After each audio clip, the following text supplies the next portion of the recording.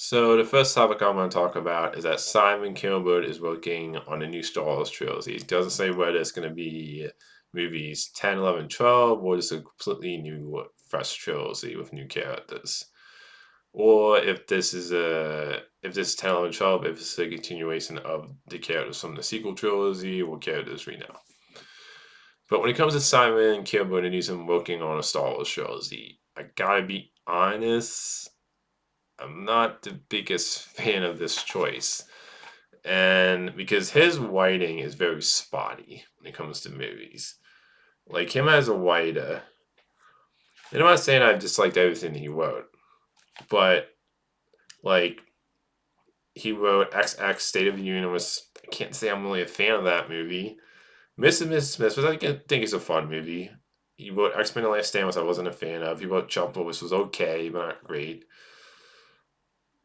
But he wrote the Guy Ritchie Sherlock Holmes, which I do actually really love that first Sherlock Holmes movie with Robert Downey Jr. And he also, helped out writing the Fantastic Four 2015 reboot, which I wasn't a fan of. He was a writer on X Men Apocalypse, which was mediocre. He wrote, directed Dark Phoenix, which was mediocre. I don't hate that movie as everybody else does, but it's a very forgettable movie. He also wrote, directed the 355, his second directed movie, which wasn't very good. And then he was a writer on The Killer's Game, which is the latest action movie with Dave Bautista. Was I wasn't a fan of that movie. So his writing is just I gotta be honest, he misses more than he hits. And it's just very spotty. Like the best thing he wrote, in my opinion, was X-Men Days of Future Past, which I love, and I'll probably say the first Sherlock Holmes movie with Robert Downey Jr. But otherwise, a lot of his stuff he just has, and even when I look at genre stuff that he wrote, like out of the X Men stuff, he wrote like one great X Men movie, and then all his other X Men stuff was either mediocre, terrible. And I know the 2015 Fantastic Four reboot, that wasn't just him. That movie went through. He had problems with the director, and it was a whole production. That movie was a mess.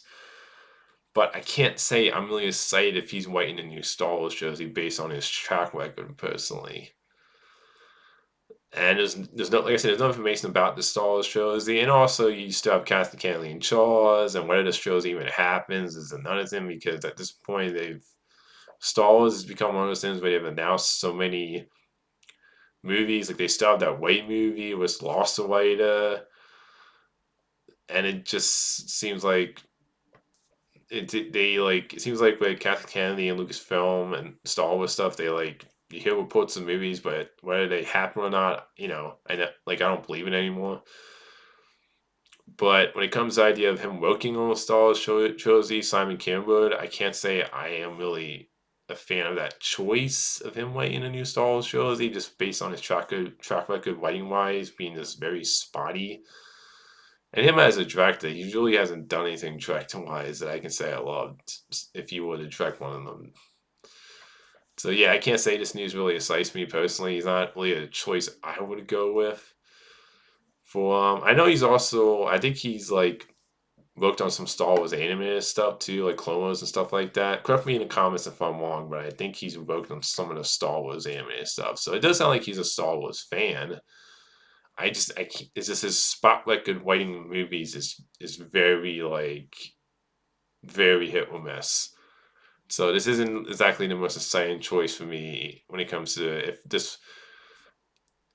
him working on a new Star Wars trilogy. The next thing is a Cis Ice Age movie was announced, and I'll say this news doesn't really excite me because I'm not somebody who's like Ice Age isn't one of those franchises that I love. Like I like the first Ice Age movie. I think the second one's okay. The third one's okay.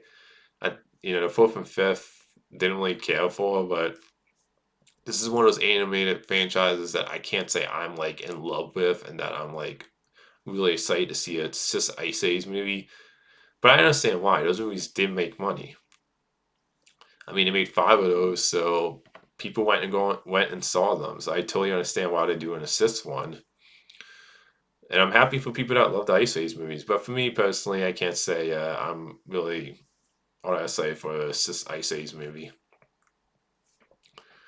The next thing is that so the second Accountant movie is going to be released in theaters next year in 2025, and it is going to get it all rated, which I'm happy to hear that. And I will say this: if you haven't seen the first Accountant movie, The Accountant with Ben Affleck, go check that movie out. I think that's like I mean, like I feel like when that movie came out, a lot of people just didn't see it, and I think that's a great movie personally. It also has Anna Kendrick from Pitch Perfect in it, the guy who played Punisher in Netflix Punisher show, and I'm personally really excited for The Accountant too. So glad it's getting released in theaters and that I got it all rated. The next thing is so it sounds like the Blade movie is still coming because Kevin Feige said they're still working on it. And look, whether this Blade movie is going to happen with Mahershala Ali, I'm 50-50 on. I do think you will get an MCU Blade movie, but whether it's with Mahershala Ali, who knows? I mean, I hope it is because he's a great actor and I want to see him as Blade. But it's but at least it sounds like there's some good news, a good update that it seems like Kevin Feige they're still committed to Blade, to Mahershala Ali's Blade, because he said during D23, we love the character, we love Mahershala Ali's take on him, and so wherever we change the dress in the project, and I'm still trying to figure out if it fits into a schedule, let us know. You're up to date what's happening, but I can tell you the character will indeed make it to the MCU. So it sounds like they're still committed to Mahershala Ali's Blade. I'm glad to hear that. I just, I want to see this movie happen, but considering it's been to so many writers and directors, and look, I am glad they didn't actually start production on this movie.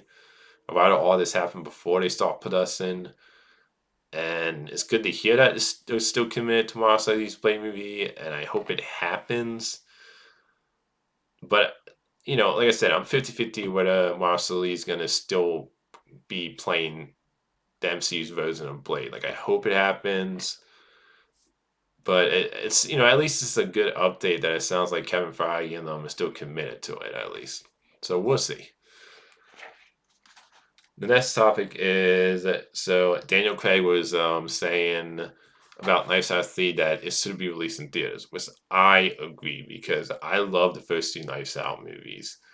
And personally to me, Knives Out 2, I remember Netflix did like a limited release, but that movie in my opinion should have given a full theoretical one. It's a great movie. Like I definitely recommend both. I recommend both Knives Out movies if you haven't seen them. And I love Daniel Craig as a character in that movie. And Daniel Craig was saying, he wants Knives Out 3 in a full theatrical one in theaters longer. He says, it deserves a more theoretical rollout when it.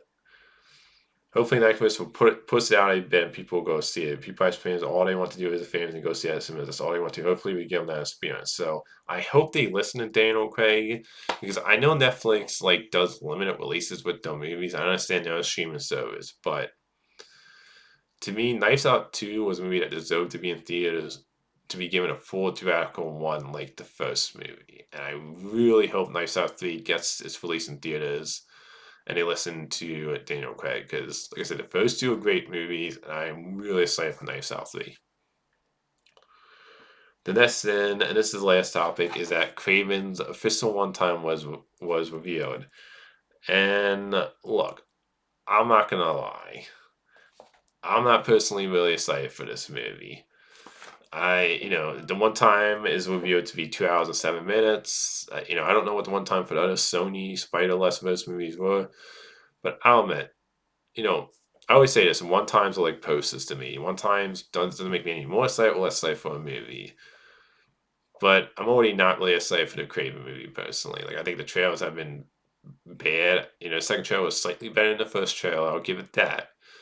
And yeah, I'm glad they're going all rated, but at one time doesn't really affect my excitement or less excitement for this movie. Like at the end of the day, I'm still not really excited for Craven the Hunter movie. I'd rather see the character in a Spider-Man movie than this whole Sony verse about the villains, because so far the quality of these movies have not been great, and the trailers just don't look all that good to me personally. But we'll see. Like I said, when it comes to actual one time for Craven, 2 hours 7 minutes, I don't feel one way or another about it. One time, like I say with posters, doesn't get me any more less or more excited for a movie. And until I see the movie, I can't say whether this is a good one time for Craven or Hunt. So I don't really have any feelings, like I said, one way or another towards a one time for Craven Hunter. So that's all my movie thoughts today. Until next time, movie fans.